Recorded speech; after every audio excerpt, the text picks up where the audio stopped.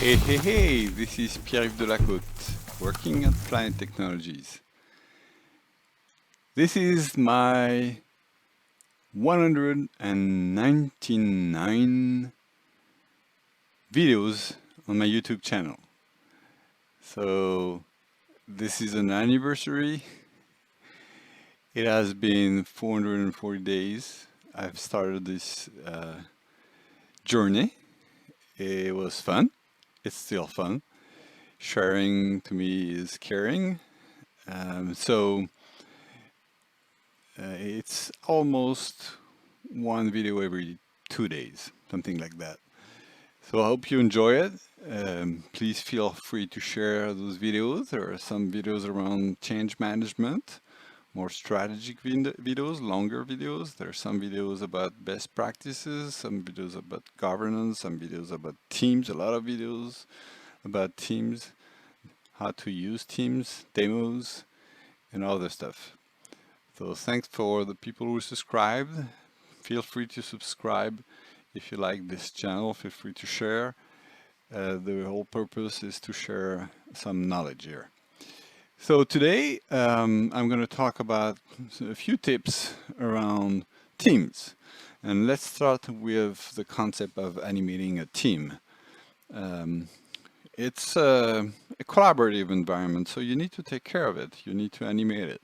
And here are a few tips that I use to be sure that the team is alive. So first, let's talk about confidence. Teams is a transparent environment where people can see all the discussions, all the documents, unless you're using private channel, but I'm not a fan of private channel. But so basically it's meant to share information transparently so people won't miss important information and centralize everybody who can come. Whenever they come, they're joining the team, they will have access to these information documents and discussions. So make sure people feel safe about sharing, about communicating. Let's sure that they feel comfortable submitting any ideas, any feedback. And you just have to be respectful for that and also engage with every member. If you're a team owner, it's good to ask people to react. Be sure they're going to answer the questions and share their thoughts. So engage with every member. Be sure every member is active in your team. Awareness. It's important to use team for broadly communicating in your team. Usually we use the general channel for that, but you can also announce important information in a channel if it's an information that is in connection with your channel. So for example, announce major milestones, and also be sure that people understand right away, especially when they start to use Teams, that they all have the same permissions. They all can edit, delete a document, modify a document. So usually what we do is especially when you start to use Teams, when people are not familiar with Teams, put a team code of conduct that explain all that in the general channel, and add mention all the team to be sure that everybody will receive a notification explaining how to use the team, what is the proper behaviors, so everybody is aware of that. Also, when you see that some conversations are still being in email for whatever reason, pull the email thread into Team. So either you can send the email to Team, or now you can, from Outlook, you can say send to Teams the email. So either you send an email to the address of the channel, or you do it directly in Outlook with the new button send to Team. That way, that educates people not to send email, and also that helps you to not lose any email. For example, if you have an email that goes out your organization or out of your team, but still is in my interest, all the team, then you can send this email to the team so everybody knows, even the one who are not in the email. Also, it's important to from time to time to praise when you think that people are achieving goals, or you think they merit some praise, some encouragement. There's a feature to praise people that creates bonds in the team. I think it's key to acknowledge when people are doing extra miles or doing their job very well. Um, have some fun. Have some fun. Work is not just about work. It's sometimes you have fun. Even you can have fun in work. So use stickers, meme, GIF to make it more friendly. Um, Restrict your GIF to moderate to avoid, inappropriate GIFs. But still, you can have fun. It's more friendly to, for example, to say thank you or to say amazing. It's funnier if you use a meme sticker or GIF. Also, get the pulse of your team. Survey whatever subject you want to survey. You have the poll feature in Team. It's really quick, easy to use, and that gives you some feedback on your team. I mean, on the people part of the team, but also on the usefulness of the team. Be sure, that's very important when you're a team owner. Be sure that all questions find an answer. And you don't have to be as a team owner to answer the question, but you can be a connector. So you can connect with the person you think that will have the answer or who can find the solution. So really don't leave any questions without an answer, or at least without any connection. And be sure that the answer is visible and it's not, a peer-to-peer answer by a team meeting or chat, or the answer should be beneficial for everybody, and so be sure the answer is in the team. And finally, measure. So measure how people are using the team. You can see the activity. You can supervise the quota. Be sure that you're not using too much quota.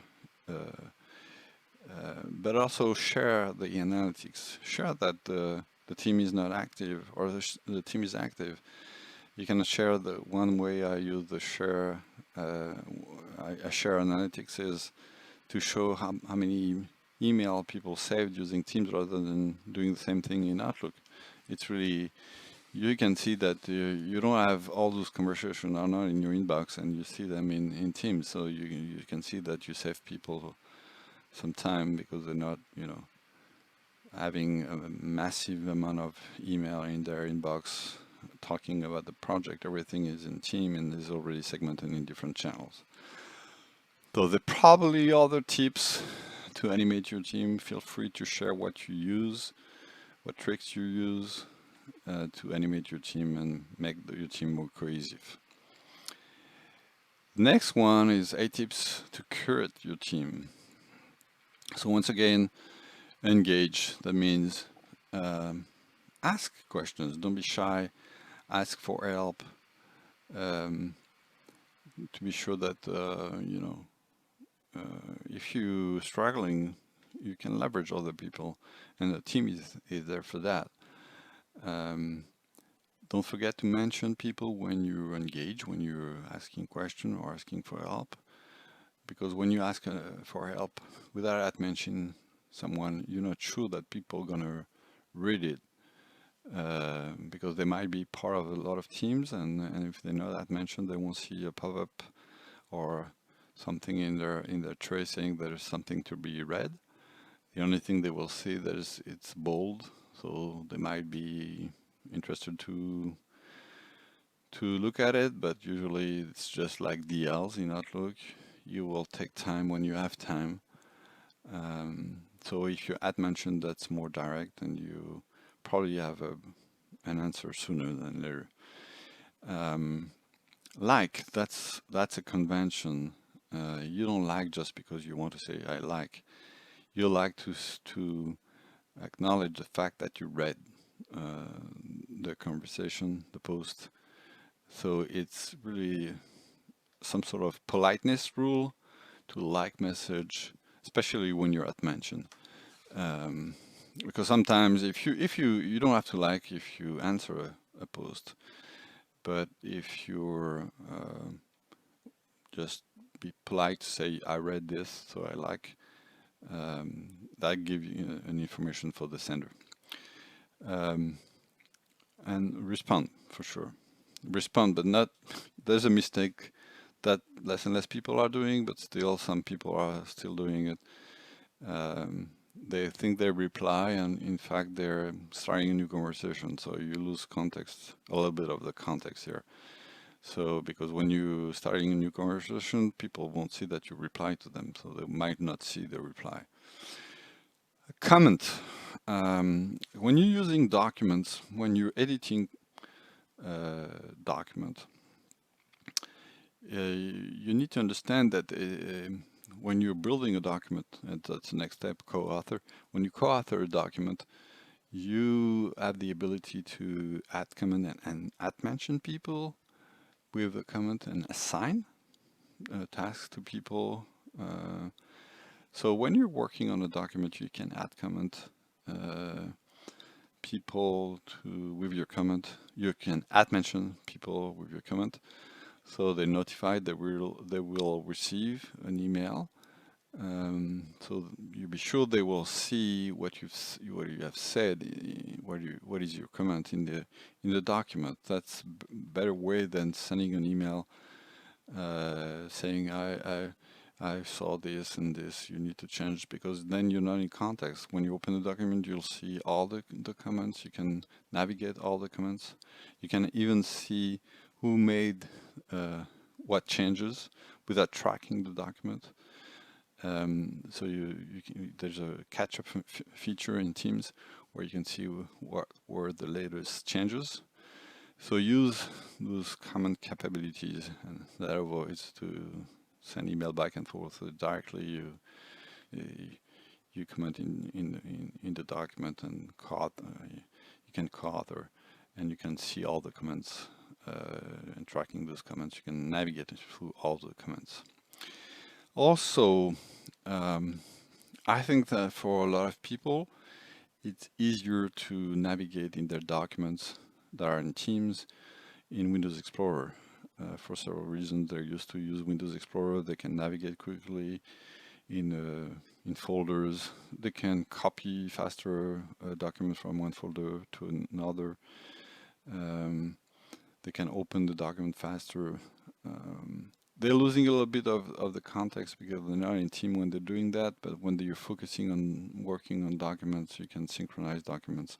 So you can sync them from Teams, or you can sync them from SharePoint. When you use the sync feature from SharePoint, you can sync all the channels at once. When you use it from Teams, you're going to sync only folders that are in one channel. So it's up to you, depending on what you want to do. And finally, the last one, I think it's also important, especially when you have important information you want to highlight. If your team is very verbal with a lot of conversation, it might be difficult to find out what is important after a while. So either when you post a message, you tag it important, but it might be important for you and not for the other people. So it's really a matter of how you feel about it, but it's a good practice to use OneNote first to track all the notes of your meetings. And also you can record the meetings and store them somewhere, but you don't want people to review all the meetings, so it's a good practice to take some notes with the important highlights of the meeting. And also you can use OneNote to you know, track or copy paste the link to the conversation that are important. So it's really, you click on the conversation, you grab the link, and you put it in the OneNote, and you give a name to it so people can find out what are the important communication they need to be aware without having to browse everything.